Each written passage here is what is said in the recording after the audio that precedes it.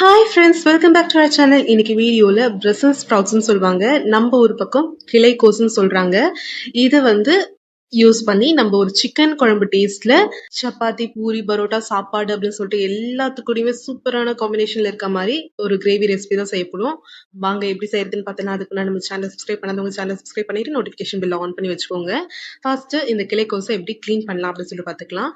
இது இந்த சைஸில் தாங்க இருக்கும். இது நம்ம மேலே இருக்க அந்த அவுட்டர் லேயர் மட்டும் எடுத்துட்டு 4 பீஸா கட் பண்ணி எடுத்து வச்சுக்கலாம். இந்த மாதிரி 4 பீஸா கட் பண்ணா மட்டும் போதுங்க. இப்போ ஒரு பாத்திரத்துல 1 டேபிள் ஸ்பூன் அளவுக்கு எண்ணெயை சேர்த்துக்கோங்க. இந்த எண்ணெயெல்லாம் நல்லா சூடாகி வந்ததுக்கு அப்புறம் 1/2 ஸ்பூன் அளவுக்கு ஜீரகம், அதே 1/2 ஸ்பூன் அளவுக்கு சோம்பு சேர்த்துக்கோங்க. கூடவே ஒரு 4 பெரிய வெங்காயத்தை நீட்டு வாக்குல கட் பண்ணி எடுத்து வச்சிருக்கேன். இது மீடியம் சைஸ்ல இருந்ததுதான் நான் 4 பெரிய வெங்காயம் எடுத்திருக்கேன். நீங்க ரொம்ப பெருசா இருந்ததுதான் 2 எடுத்தீங்கன்னா கூட போதும். இப்போ இந்த வெங்காயத்தை எல்லாம் நல்லா கண்ணாடி பதத்துக்கு மாறி வர வரைக்கும் வதக்கி விட்டுக்கலாம். இந்த மாதிரி கண்ணாடி பதம் வந்ததுக்கு அப்புறம் இஞ்சி பூண்டு பேஸ்ட் 1/2 ஸ்பூன் அளவுக்கு நான் இதுல சேர்த்துக்கிறேன். இந்த இஞ்சி பூண்டு விழுதோட பச்சை வாசனை எல்லாம் போற வரைக்கும் வதக்கி விட்டுக்கலாங்க. ஒரு 2 நிமிஷத்துக்கு அப்புறம் இஞ்சி பூண்டு விழுதோட பச்சை வாசனை எல்லாம் கம்ப்ளீட்டா போயிடும். இந்த ஸ்டேஜ்ல ஒரு 2 பழுத்த தக்காளியை சின்ன சின்னதா கட் பண்ணி எடுத்துக்கோங்க. நான் சாப்பர்ல போட்டு சாப் பண்ணி எடுத்து வச்சிருக்கேன். அதனால இது நல்லாவே ஓரளவுக்கு கிரைண்ட் ஆன மாதிரி இருக்கு.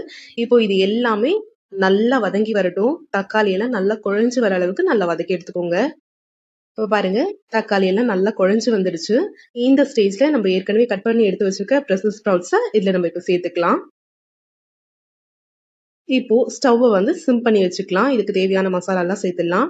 1/4 ஸ்பூன் அளவுக்கு மஞ்சள் தூள், 1 ஸ்பூன் அளவுக்கு கரம் மசாலா, 2 ஸ்பூன் தனியா பொடி, 2 ஸ்பூன் வரமிளகாய் பொடி சேர்த்துக்கலாம். இப்போ இது கூடயே நம்ம இன்னொரு மசாலாவும் சேர்க்க போறோம். பட் ஆனா அது நம்ம லாஸ்ட் சேர்க்க போறோம்.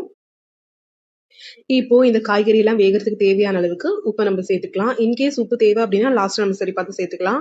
இப்போ இது எல்லாத்தையும் ஒரு முறை நல்லா கலந்து விட்டுக்கோங்க. மசாலா எல்லா பக்கமும் படுற மாதிரி நல்லா கலந்து விட்டுக்கோங்க. இப்போ இந்த பிரசல்ஸ் ஸ்ப்ரவுட்ஸ் கூடயே நான் பச்சை பட்டாணி வேக வச்சு எடுத்து வச்சிருக்கேன். அதையும் நான் இதுல சேர்த்துக்கிறேன். நீங்க விரும்பினா இதை சேர்த்துக்கோங்க. இது வெறும் ஆப்ஷனல் தான். நான் பச்சை பட்டாணி சேர்த்திருக்கேன். இது எல்லாத்தையும் மறுபடியும் ஒரு முறை நல்லா கலந்து விட்டுட்டு ஒரு 1/2 கிளாஸ் அளவுக்கு மட்டும் இதுல தண்ணியை சேர்த்துக்கலாம். தண்ணியை சேர்த்ததுக்கு அப்புறம் அகைன் ஒரு முறை நல்லா கலந்து விட்டுட்டு ஸ்டவ்வை லோ ஃப்ளேம்ல வச்சுட்டு ஒரு மூடி போட்டு 3 நிமிஷத்துல இருந்து 5 நிமிஷம் வரைக்கும் அப்படியே வேக விட்டுருங்க.